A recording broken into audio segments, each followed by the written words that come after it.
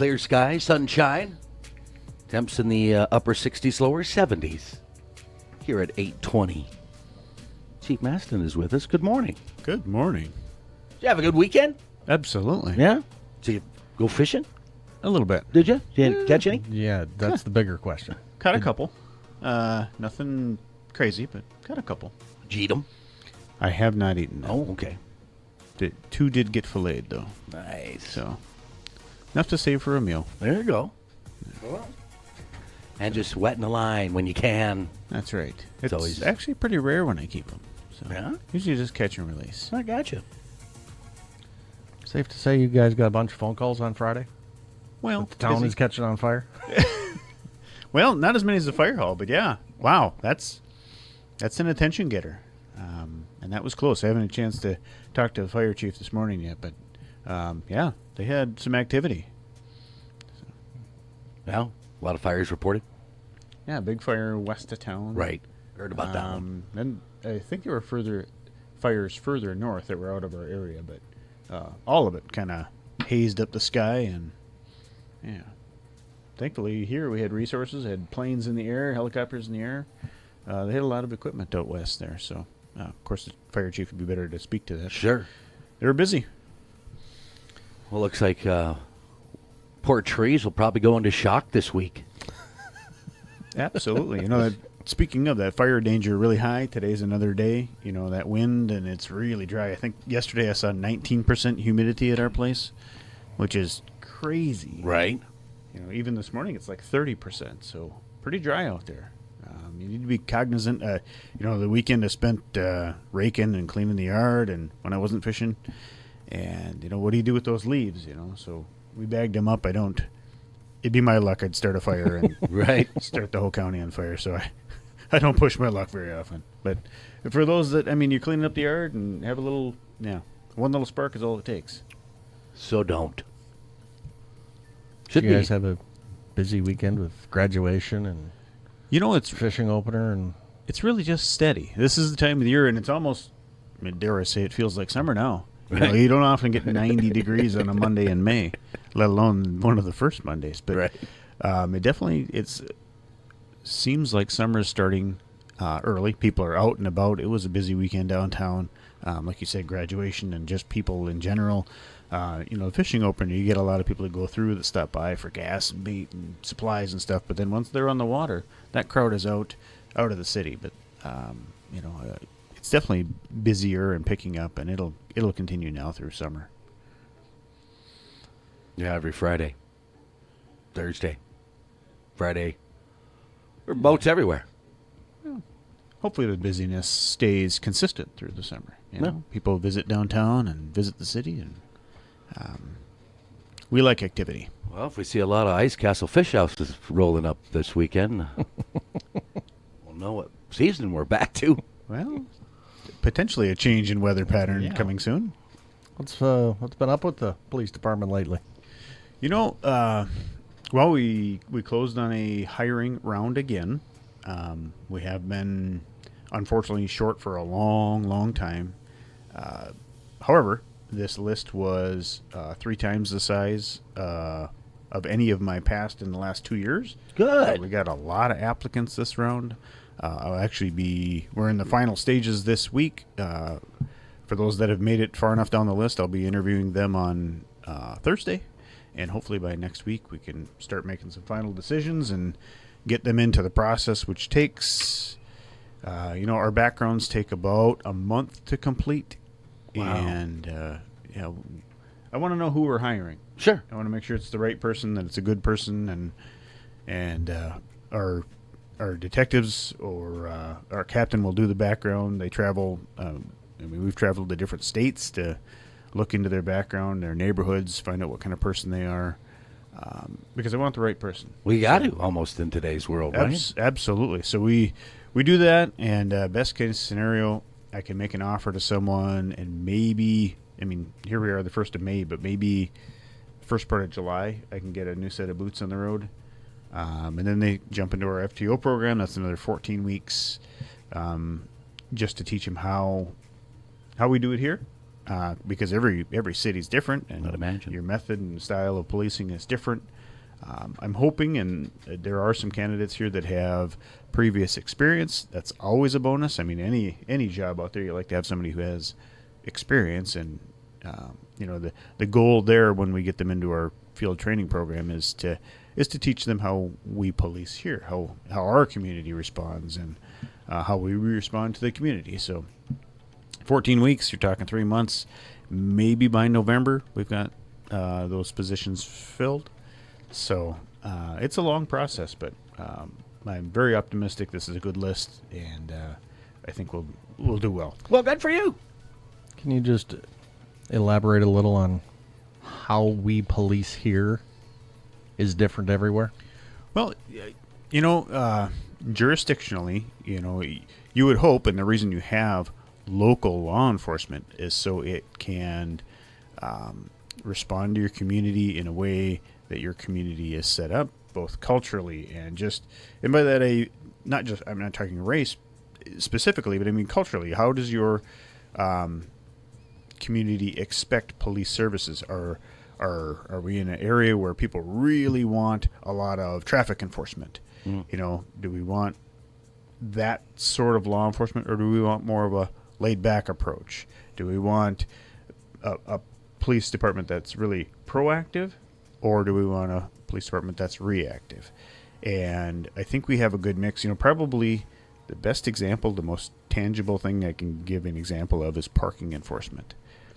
So parking enforcement traditionally has been a position that has rotated, and we're actually in the process of hiring that person as well.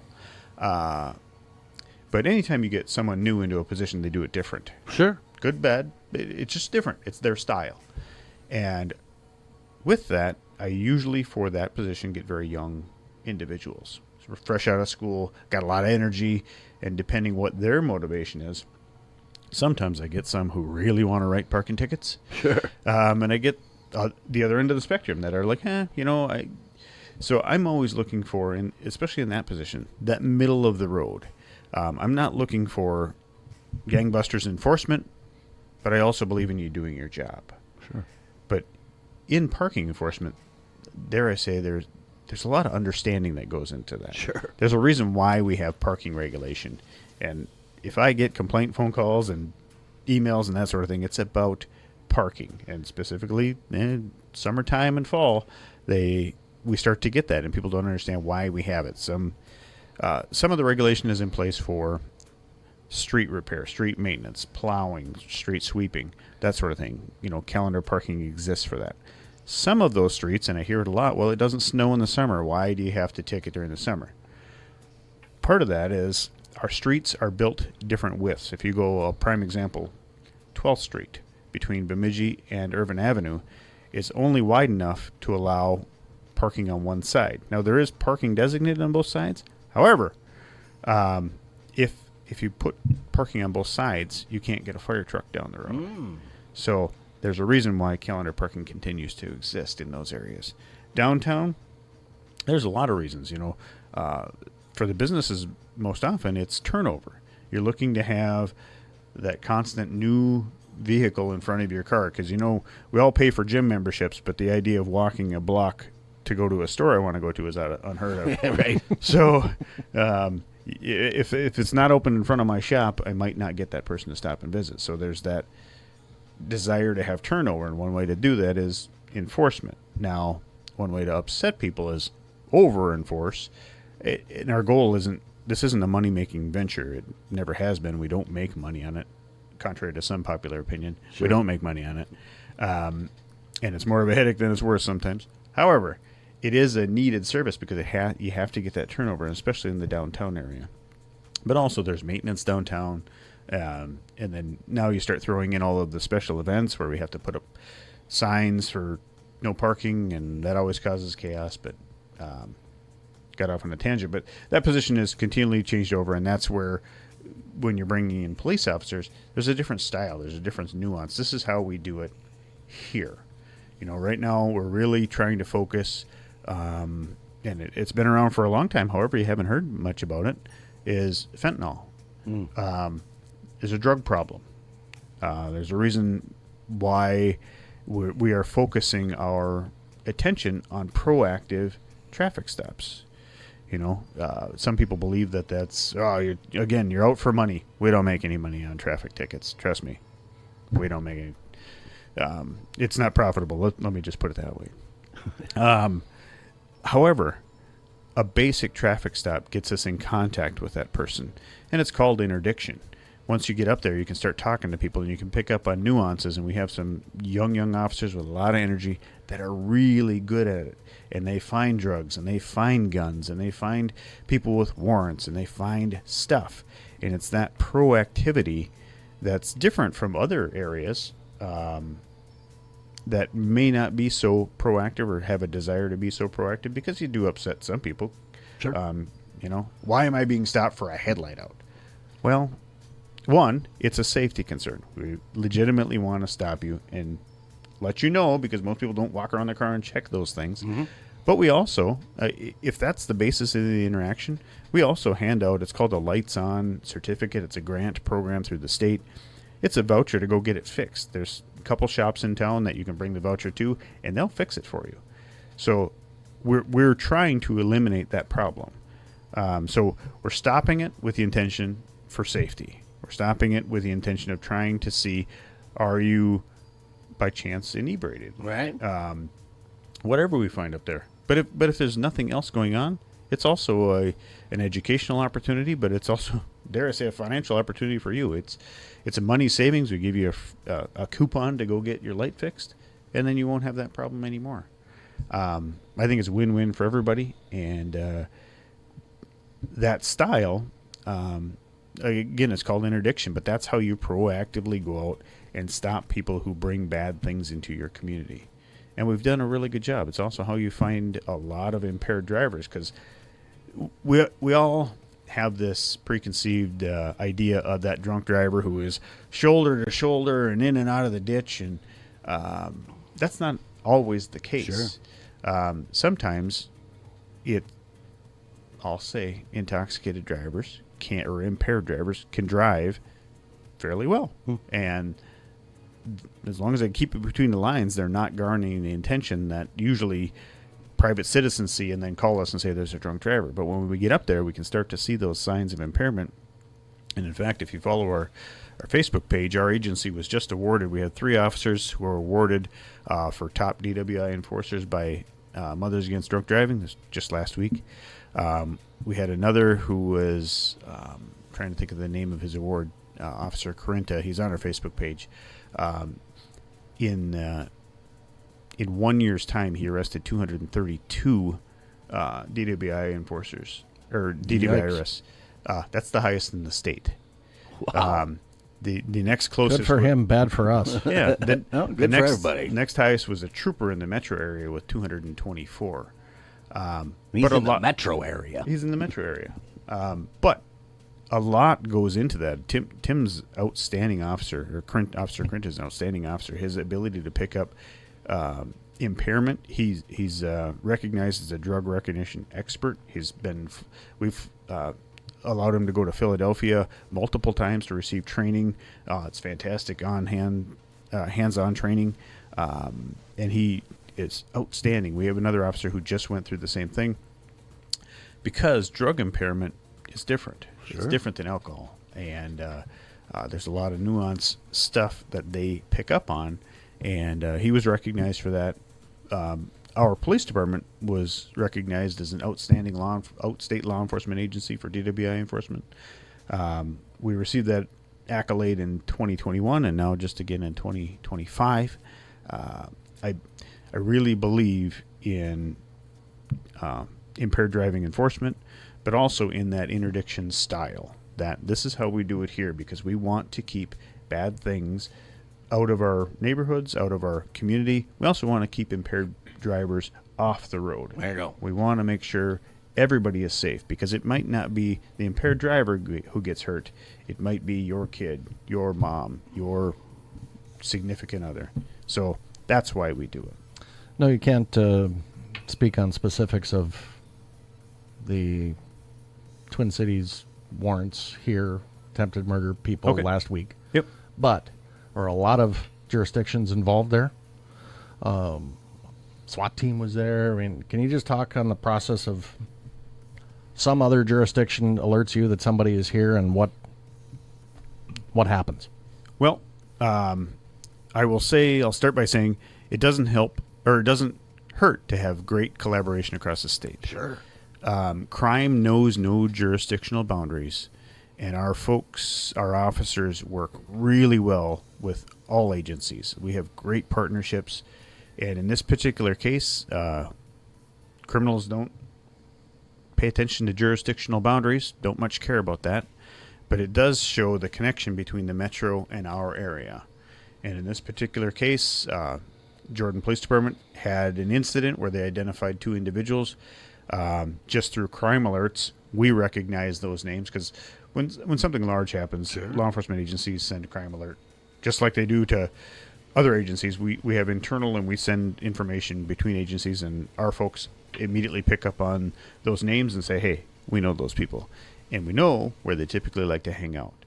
So it just happened to be that day that there was the opportunity, a little bit of information that they may have come to our area, and it just worked out. We were able to confirm that both individuals were where we thought they were. There was a little bit more noticeable, visible presence that day because it also happened to land on a day where our SWAT team was training with the Cass County SWAT team. Oh. So we doubled the size of our SWAT team, and because these are homicide suspects who potentially are armed, and we had information that they were armed, what better than to use 2 SWAT teams because they had armored vehicles and more skill in that sort of operation. Yeah. So there, a few people saw it on Bemidji Avenue. It was a very short warrant. We applied for warrants for both places. Our approach typically is to call people out. We don't like to go breaking doors down because it's dangerous for everybody. And so we called him out, and lo and behold, he made a good choice and came out. So, but if you were driving Bemidji Avenue at whatever 1 o'clock on Friday, you probably saw some big MRAP vehicles and a few other law enforcement vehicles and lots of people standing outside. And again, the same thing on the north end of town a few hours later. But it's great that we have that collaboration and we can work together. And then, Jordan Police Department sent their detectives up so they could talk to the folks here. And, yeah, it works well. Good job. Yeah. It's a good thing we're not used to seeing that sort of thing every day here. Thankfully. Absolutely. And it's I'll go back again. It's because we have collaborative relationships. If you know me, I don't have an ego. None of this is about me. I want this area to be safe. I want my kids growing up here. I want my family to be safe. And I want that for everybody. And I've always believed in working together. The sheriff's office and I, Riggs and I, have essentially grown up here together. Mm-hmm. Not as kids, but professionally, we have grown up here, and we have a great working relationship. Our officers work really well across the hall, and it's because of that. It's a force multiplier for our community that we know each other, that we share information. I am told by other agencies that's kind of an anomaly. Really? Unfortunately, there's egos that get in the way, and not everybody works together like they should. And that's unfortunate because I think it's a detriment to our communities. But not here. Excellent. That's a good police report. There you go. Good job catching fish. Well, and the bad guys. Fish and the bad guys. Yeah, you really did a lot of catching this past weekend, didn't you? Yeah, there you go. Maybe I need to go fishing again. Chief, thanks for stopping by. Absolutely.